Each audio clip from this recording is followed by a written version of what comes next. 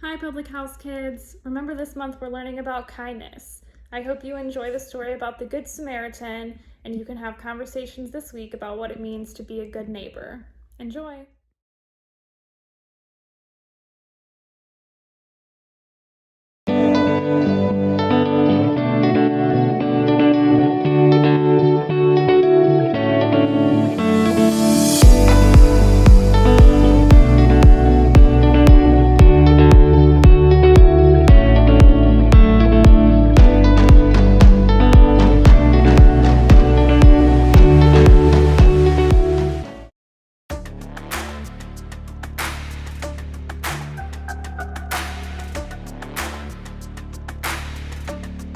Just the facts of you and me. We don't see anything identically. Oh, it's the truth. Me and you, we feel and do differently. But now I think it's time I walk across these lines. You don't look like me, don't act like me, don't even think a thought like me. But you matter to me, definitely. It don't matter, cause you matter. Kindness fits everybody. Everybody wants kindness. Kindness serves everybody. Everybody needs kindness. Kindness fits everybody. Everybody wants kindness. Kindness serves everybody. Everybody needs kindness. Why do we always run and hide? Pick our sides. Say we tried. Irrationally, we scream and shout. Get it out. We keep our doubts indefinitely. But now I think it's time we walk across these lines. You don't look like me, don't act like me, don't even think a thought like me. But you matter to me, definitely. It don't matter, cause you matter. Kindness fits everybody. Everybody wants kindness. Kindness serves everybody. Everybody needs kindness. Kindness fits everybody. Everybody wants kindness. Kindness serves everybody. Everybody needs kindness. The world we want won't happen in our blindness. No, I'll do my part and meet you here with kindness. 2, 3, 4. You don't look like me, don't act like me, don't even think a thought like me. But you matter to me, definitely. It don't matter, cause you matter. Kindness fits everybody. Everybody wants kindness.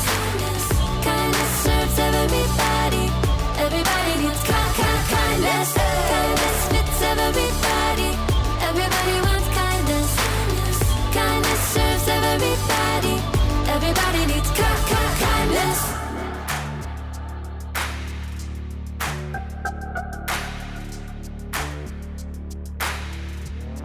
Boom, boom, boom, boom.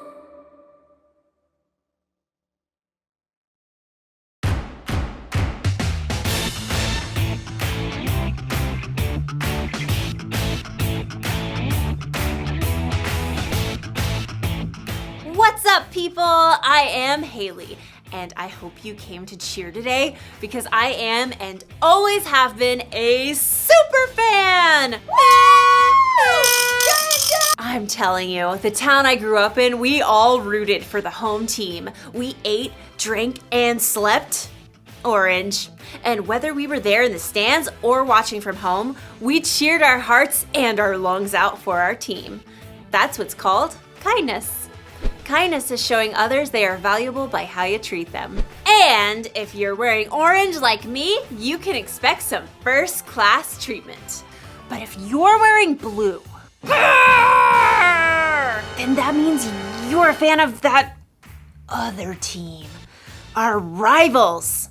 I can tell you what they're like. They're mean. They're cheaters. They eat broccoli.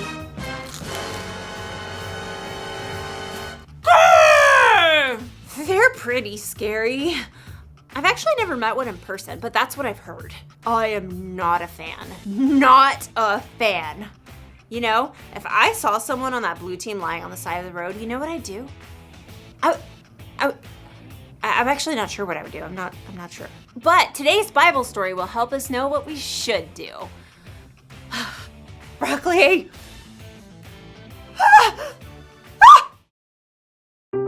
The Bible. It's 66 books of history, stories, letters, and poetry that fit together to form God's one big story. The epic adventure of how He created us and loves us so much that He made a way to rescue us. As we travel through the Bible, from Genesis to Revelation, we discover people who met God and found their lives changed forever. Now, for an amazing story, inspired by the book of Luke, chapter 10, verses 25 through 37. Everywhere Jesus went, crowds of people followed. His popularity made the religious leaders kind of nervous, how he turned their expectations upside down.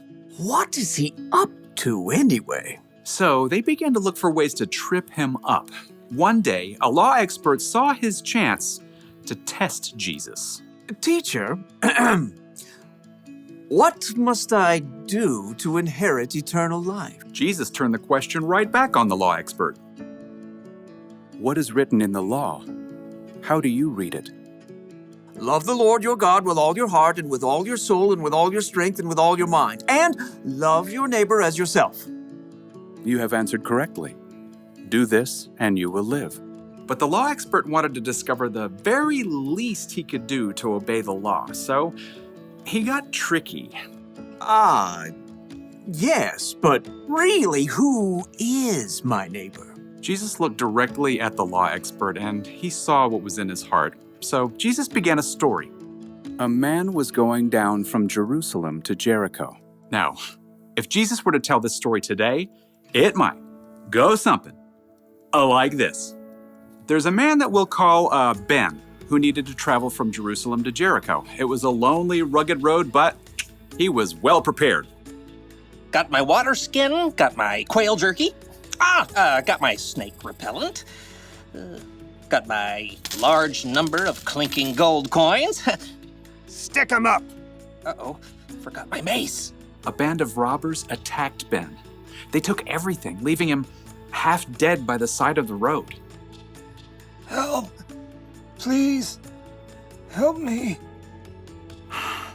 There was no one to hear. The sun beat down.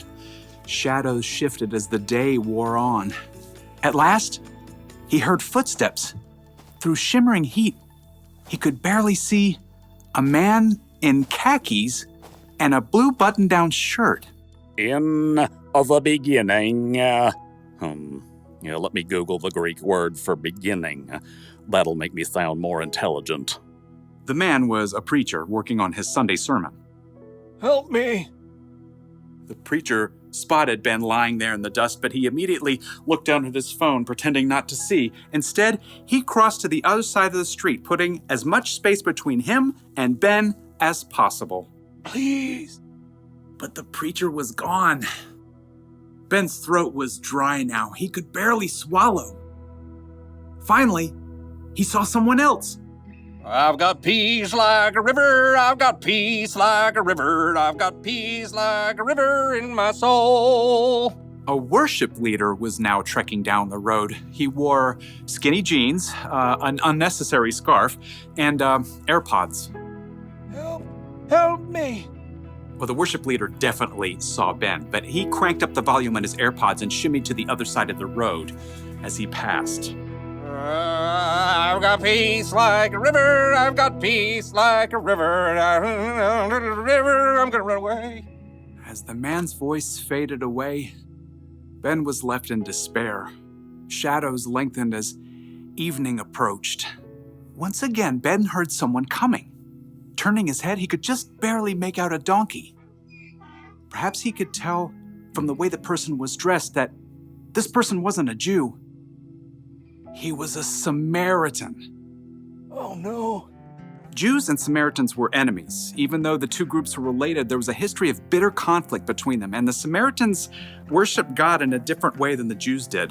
Long story short, a Samaritan would have been the last person Ben would have wished to find him.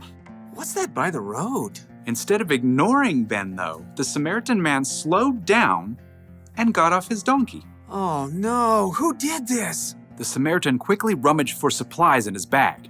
Here, have some water. Those are nasty gashes. I've got oil and wine to clean them out. The Samaritan bandaged Ben's wounds and hefted him onto his own donkey. Steady, steady. Hey, wrap your arms around his neck, like this. By the time darkness fell, the Samaritan brought Ben to an inn where the injured man could recover. Thank you. Thank you. In the morning, the Samaritan gave the innkeeper some money. Please, take care of this man. I'll return and pay you back for any extra expenses. Goodbye. Thank you. When Jesus finished the story, no one said a word. He looked directly at the law expert. Which of these three do you think was a neighbor to the man who fell into the hands of robbers? The law expert fidgeted. To admit that the Samaritan had acted as a true neighbor was to say that everyone is a neighbor, no matter how different they may be. I suppose, in this case, one would have to say, the man who had mercy on him. Go and do likewise. Jesus' story was clear.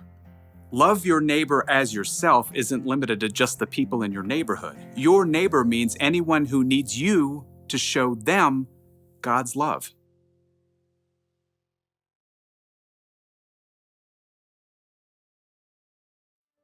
So Jesus said to love your neighbor as you love yourself. And who is your neighbor? Well, it's the person who lives next door to you, or in your apartment building, or in your neighborhood, or the town you grew up in, or your country, or your planet. In short, your neighbor is everyone. That includes people who look different from you, people who believe different from you, people who have more money than you or less money than you, everyone. Jesus said we should go and be kind to all of those people. It kind of makes me think of the fans of that blue team. If I'm supposed to be kind to everyone, that includes them. But how?